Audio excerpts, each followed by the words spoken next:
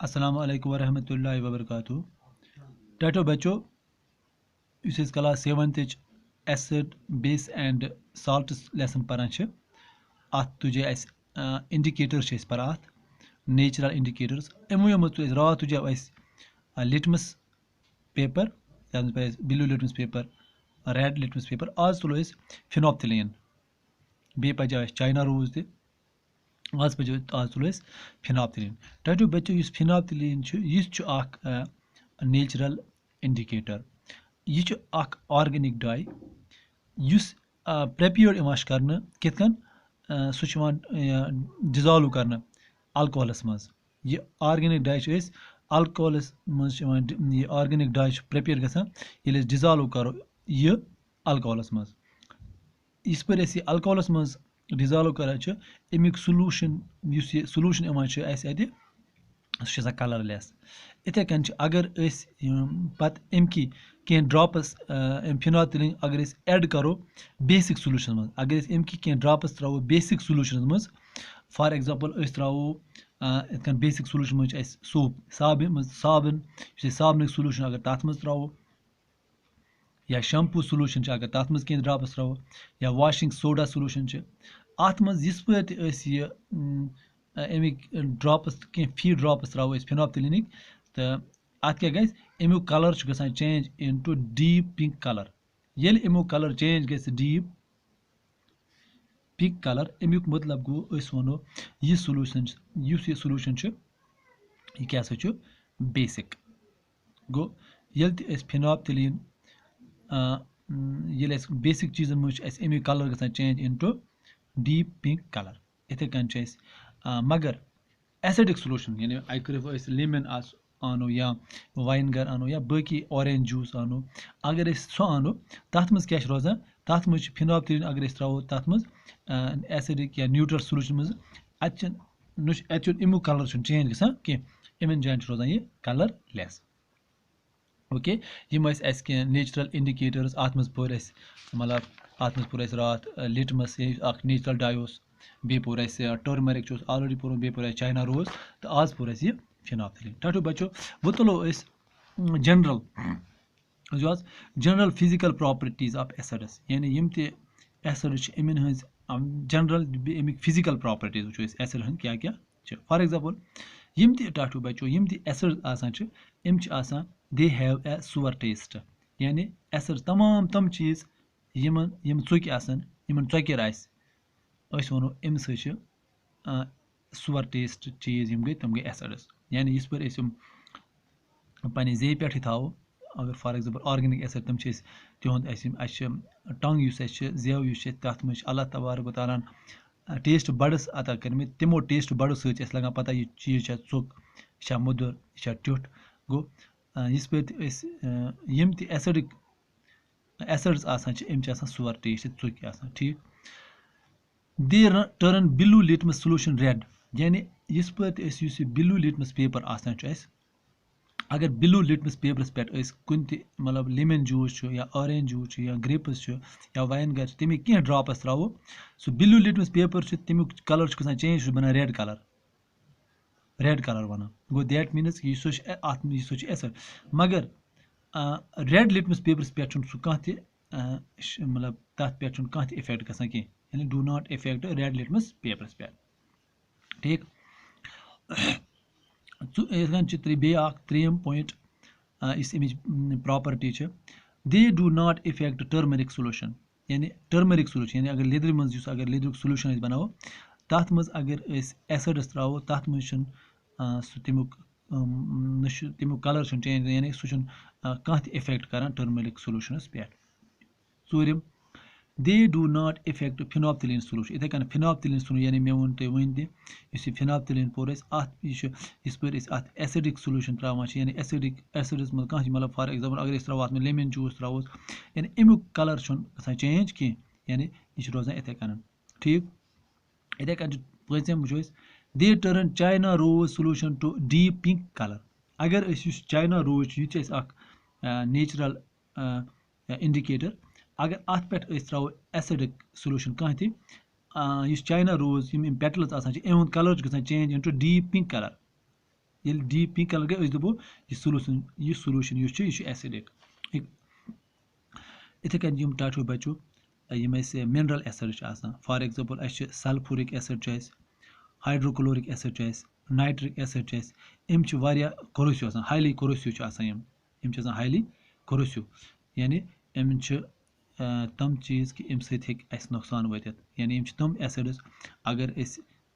तम पे पे अथस पे पे बुथिस पे सम जाला यानी यम पॉइजनस अम सत इंसान मरित तम जहरीली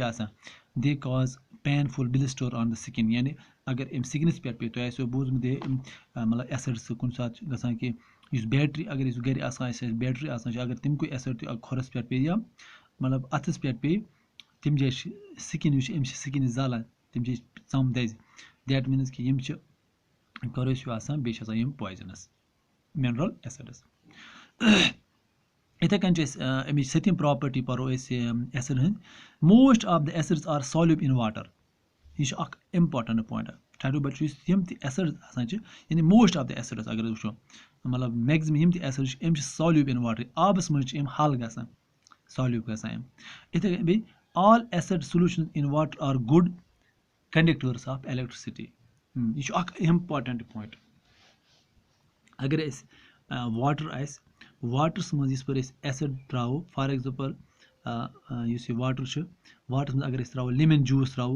अगर तुम लेमन जूस त्रो पे तुम वो अत अगर पे बैटरी अनो अक साइड कनेक्ट पे त्रो तथ बे साइड तार लंड तथ मज योर लागो बल्ब तम ग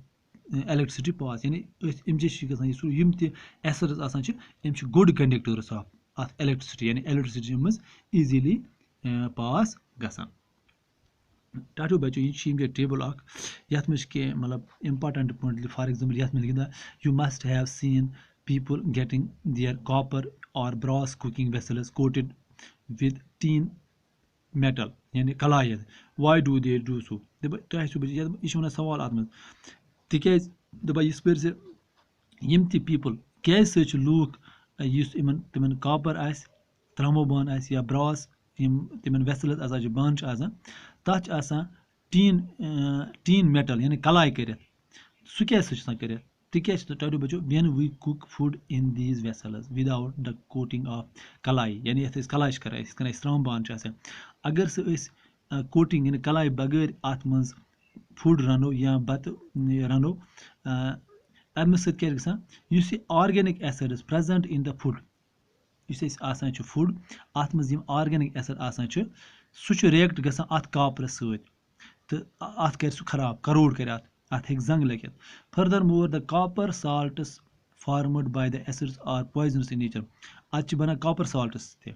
तम copper salt poisonous in nature जहर बना तवे कलाई तवे कलाई कर तिकेज बचान अत वेसल बान from the action of acids for a while and hence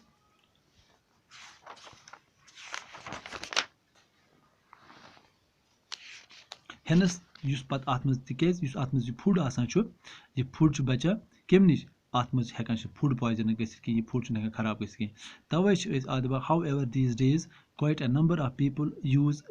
stainless steel cooking vessels because they are not affected by the acids present in food तवे तम तवे आज कुछ स्टील इस्तेमाल कर स्टेनलेस स्टील तिमन मज कुकिंग कर तिकेज तम तथ कह असर पेवान एसिडन हुंद तो इत फूड सह बचा टाटो बच्चो ब्या पॉइंट ये मज पर एसिड रेन यह इम्पॉर्टेंट टॉपिक इस पर तो इंशाल्लाह ये तो 8th खसू या हायर क्लास यह इम्पॉर्टेंट टॉपिक ये तो ये समझ थोड़ा ये मज करो थोड़ा बहुत एसिड रेन क्या गई टाटो बच्चो रेन तुम पता है रेन गई रूद पे rain containing trace of mineral acid इस रेन अत मज रल मिनरल एसिड फॉर एग्जांपल कुस कुस हाइड्रोक्लोरिक एसिड अत मज नाइट्रिक एसिड अत मज अमे बनावा एसिड रेन यानी हाइड्रोक्लोरिक एसिड या nitric acid These acids are formed यम एसिड किस पे बना when the air is highly polluted इस पर हवा यह सोन यह polluted सह कम सा polluted for example ये सल्फर डाइऑक्साइड नीर या नाइट्रोजन डाइऑक्साइड नीर due to excess burning of coal इस पर कोल या तुम वो पेट्रोलियम प्रोडक्ट्स फॉर एग्जांपल तुम व्हीकल गाड़ चलान आदि गाड़ में पेट्रोल पेट्रोल तम फ्यूल एज इस्तेमाल करान या डीजल पेट्रोल या डीजल इस पर गाड़ी पकान तथ मज पेट्रोल या डीजल यह दजान तत दुह नेरान तथ दह sulphur dioxide and nitrogen dioxide बे इतन कोल इस पर कोल जालन कंबशन गसान कोलन तत sulphur dioxide and nitrogen dioxide नेरान यह सल्फर डाइऑक्साइड नाइट्रोजन डाइऑक्साइड इस पर नेरान यह दुह यह खसान हूर हवा एटमॉस्फेयर में हवा में रलान पत इस पर रूद ये पेवान अत रेनस सत सल्फर डाइऑक्साइड तो बे नाइट्रोजन डाइऑक्साइड पान वे रलान यह क्या करान यह करान अत रूद रेन यह केमिस्ट्री ऑफ मतलब यह वाटर रूद एक्चुअली वाटर यह वाटर केमिस्ट्री करान चेंज यह बनान अत एसिडिक यानी यह बनान सल्फ्यूरिक डाइऑक्साइड यह बनान सल्फ्यूरिक एसिड नाइट्रोजन डाइऑक्साइड बनान नाइट्रिक एसिड इस पर इस पर यह एसिड बनो अत पत रूद बोन पे सह पेवान तथ वन यह गई एसिड रेन यानी यम पत रूद पेवान तिकेज अत रूद इस पर यह रूद पत वसित जमीन पे पे अत रूद सल्फ्यूरिक एसिड तो बे नाइट्रिक एसिड तवे वन अत एसिड रेन इस एसिड रेन अम एक्सेसिव अम डैमेज ग चाहे अगर यह एसिड रेन फॉरेस्टन पे पे यह लीव्स लीवन पन जालान ये कुल किन पन वथर दद कुल इस पर पन वथर पे वसित तथ मज गई फोटोसिंथेसिस कि कुल गई खत्म कुल पेन वसित इथे कन अगर क्रॉपस पे फसल फसलस पे सह गसान खत्म तथ एसिड तथ जालान इथे कन एसिड अगर इस पर यह कुन बिल्डिंगस पे पे मतलब तुम सोचमुत Taj Mahal building historical monument Taj Mahal सह मार्बल बनियामत तथ मार्बलस पे एसिड रेन पेवान तिकेज ताज महल अत अंद पेट्रोकेमिकल मतलब इंडस्ट्रीज तत large amount of sulphur dioxide and nitrogen dioxide gas नेरान तत रूद पेवान आज लगित तम मार्बल सह लोग फेडिड गम तिहद कलर चेंज गज बिकॉज ऑफ एसिड रेन इथे कन टटू बचो ब्या चीज इस पर एसिड अगर वाटर बॉडीज मज पे इस पर अत वाटर बॉडी मज पेवान तथ वाटर बॉडीज मज गाड़ तम गाड़ तरान अम एसिड रेन सत इसलिए पज मतलब एसिड रेन इसलिए पज ज्यादा खुद ज्यादा आज CNG गैस इस्तेमाल कर गाड़न मज तिकेज CNG गैस लेस पोलूटेंट तो बे